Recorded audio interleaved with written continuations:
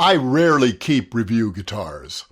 As a relatively small channel with no sponsorship or significant financial support, well, I simply can't afford to keep guitars I buy for review, unless I'd like the channel to quickly grind to a halt.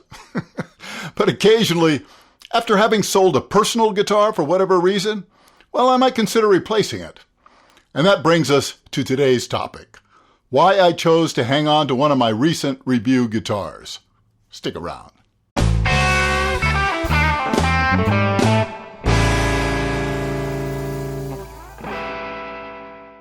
I used to own a 1986 Gibson ES335, which I toured with for a bit. Now, for various reasons, I finally decided to sell it, and I'd planned to replace that guitar with another semi-hollow when the right one came along. Well, there have been quite a few that have tempted me and have been affordable enough, especially the Eastmans.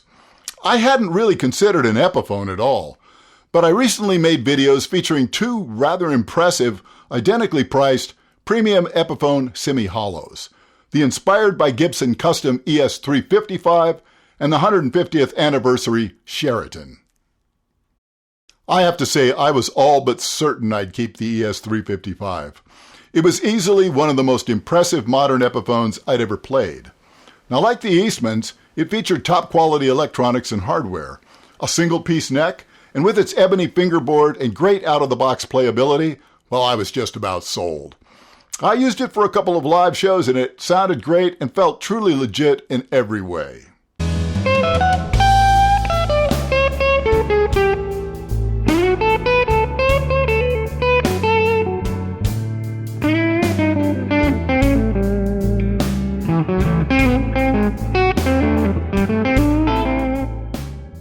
I then reviewed the 150th anniversary Sheraton. Now, since the Sheraton and the 355 are identically priced at about $1,300 US, I also made a comparison video. Now, the Sheraton played fine out of the box, but not quite as well as the ES355. I knew the difference lay in the quality of the final fretwork. Since most of my guitars go to my luthier for perfect fretwork, that was of no real concern. However, I'd been so impressed by the custom buckers in the 355 that I wasn't sure the Gibson mini humbuckers would keep up. Also, I wasn't entirely certain the trematone vibrato wouldn't be more trouble than it was worth. Well, given all that, I'm sure many of you will be very surprised to learn the Sheraton was the one I decided to keep. So let me tell you why. Well, first there's the practical. Now, while I do enjoy large 50s style necks, after a couple of shows, it became apparent the bigger neck wouldn't serve me as well over the long haul. No, I've played 60s style necks since, well, the 60s. And for hours of playing, it became obvious the Sheraton's neck would be more comfortable. Next, as I think I mentioned in the Sheraton video, the trematone vibrato actually works far better than I would have expected. The tuning stability is surprisingly good, at least when used as intended. Now, of course, both guitars have Gibson-made pickups. And as I've said, the 355's custom buckers are probably my favorite modern Gibson PAF replicas. They're extremely responsive, dynamic, and just plain great sounding. But the Gibson mini humbuckers in the Sheraton appeal to me for other reasons. They're unmistakably humbuckers and have a very rich tone, but with a bit tighter focus, which I found allows me to avoid switching to a Fender for material where I might otherwise have to grab a Strat, which often simply isn't practical when you need to keep the show moving. Then there are the aesthetic considerations. Now, there's no question the ES355 is a very attractive guitar, and other than the Epiphone logo, looks very nearly identical to the vintage Gibson model it's based on, which is why it's undoubtedly the more popular guitar. Now, I'm not usually a big fan of satin finishes, but in this case, I thought it looked and felt very nice, especially in this color. Now, if you're buying an Epiphone because the Gibson is out of reach, well, this is the one to buy.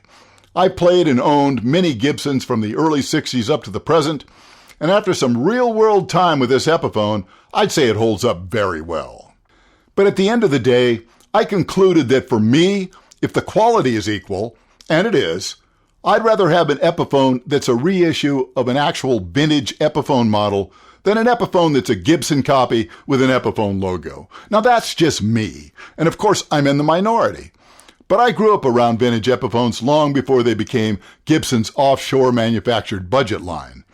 I knew great players whose main guitar was a Kalamazoo-built Epiphone. I recently saw a YouTube video featuring a real 1962 Sheraton in this same red with the Trematone, and it looked exactly like this one. I've always wanted a vintage Sheraton. I'll never be able to afford one, and this is the next best thing.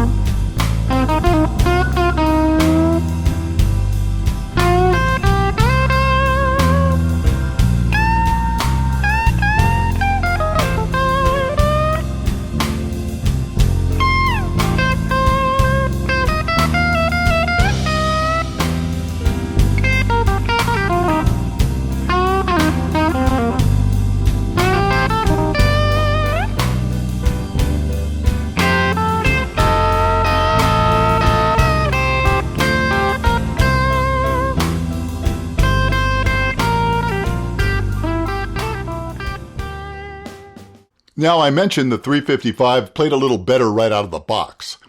But with a proper fret level and pro quality setup, the Sheraton's playability is now absolutely first rate.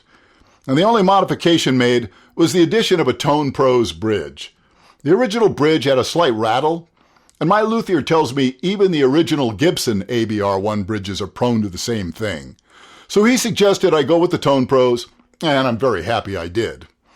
Other than that, all I did was treat the Laurel fingerboard and tailpiece with Monty's Monty Presso to give it a richer appearance.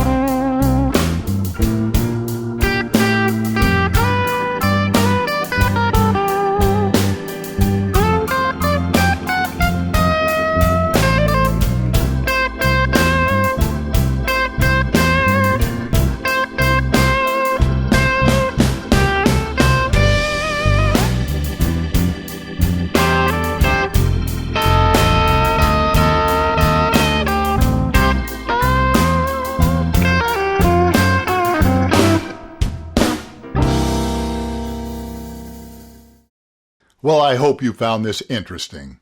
And thanks so much for staying with me. Now remember, watching all the way to the end helps the channel tremendously. Don't forget to give it a thumbs up, subscribe if you haven't yet, and I will see you again very soon.